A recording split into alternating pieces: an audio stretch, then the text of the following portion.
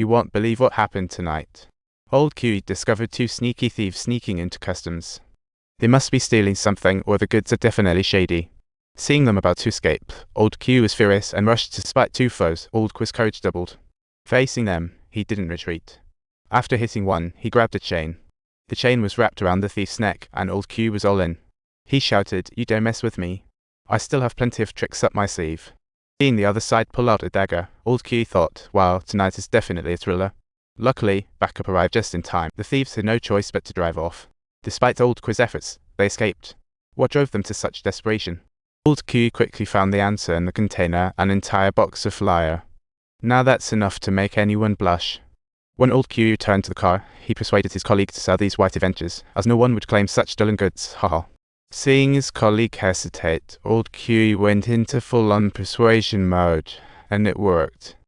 Not only did the colleague agree to sell the goods, but he also wanted to introduce Old Q to a buyer. Back home, Old Q tossed and turned, sleeping like a baby. Who wouldn't be nervous? But looking at his sleeping wife and kids, Old Q realized there was no turning back. The next day, his colleague took him to meet the mob. It was too cramped in the car to talk, and Old Q knew better. Once the car left the dock, their fates began to change. Arriving at Old Q's base, he began heating something with a lighter. You'll never guess what he was up to. "This is some good stuff." Old Q sniffed, and he offered to buy it for half the market price. Old Q's colleague nudged him to take the offer, and he agreed. But then he couldn't help himself and started asking Old Q for his info. "What's your surname?" Old Q replied with a smile, and Old Q was stunned to find out they shared the same surname and were from the same ancestral line. Old Q's bus kicked in, and his colleague was in a panic, like a cat on hot bricks, urging him to quiet down. But Old Q only got louder. He was drunk, and the next second, Old Q couldn't take it anymore.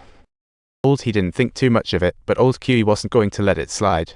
The next day, Old Q confirmed this old connection back home. It turned out Old Q had helped his father back in the day, and Old Q thought, I really need to get some advice on this. Old Q didn't forget to invite Old Q for a meal. Although Old Q wanted to go, he had to agree because of the family ties.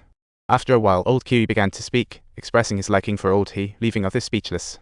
"The moment I saw you, it was love at first sight." As soon as he said that, the beautiful woman was speechless, and Old Q looked like he saw a ghost. "Follow me, let's hit the restroom." Old Q called over a lackey, but they bumped into his old boss.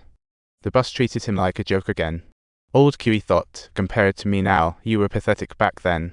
He toasted everyone, except the boss, creating an awkward moment, but Old Q wasn't done. "You wouldn't want me to make a joke, right?" He continued to mock the boss, and the situation became even more hilarious. The boss was furious to the point of almost morphing, finally snapping. Old Q thought, this is exactly the chaos I wanted. With the mob second in command backing him up, the boss quickly fell to the ground. Old Q felt secretly triumphant, thinking, finally, I can let it out. Old Q kicked him hard.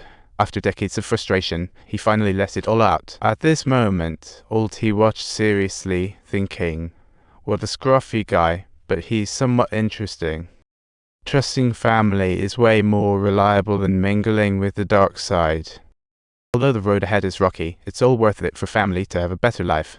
And Old Q's business skills earned him a promotion. He understood the business, and with ties to both the mob and officials, his business took off. Old Q smoothly became the second in command of the gang, and life changed dramatically, with bad deeds flourishing all around. However, as the casino business boomed, Old Q's ambition started to grow too. One day, while relaxing in a spa, he unexpectedly bumped into old friend was the small boss. Although he flattered Old Q, he clearly looked down on him. But Old Q simply nodded, since no one disrespects the strong. They lowered their stance, he was no longer a mere clerk. At that moment, the waitress brought the food, and Old Q ate without hesitation, leaving her shyly retreating.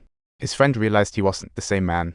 He eagerly asked Old Q for a favor. The little boss wanted Old Q to help fix up his dance hall. The dance hall thrived yet lost money. This was due to the female investors' collusion with the mob to hike prices and pocket all profits. Although the little boss had some power, the mob boss Ban Hu was notorious. Old Q saw how popular the dance hall was and didn't want to miss out on this. He turned around and told Old Q, who didn't expect Ban Hu to be one of his subordinates. Old Q helplessly said he couldn't go out on a limb. What kind of excuse is that? Old Q obviously misunderstood. The mob didn't work like that. The boss also needed a reason to get involved. Old Q suddenly had a light bulb moment. There had to be a reason. He brought in his brother-in-law Xiaomo to accompany him, but Xiaomo got a little nervous at the last minute. Seeing Xiaomo's nervousness, Old Q gave him a tough love talk. You need to act like a man. He got out of the car, and following the little boss, they arrived at the swanky private room in the dance hall. Old Q felt both excited and nervous. After all, the other party was ready to roll out the red carpet for him.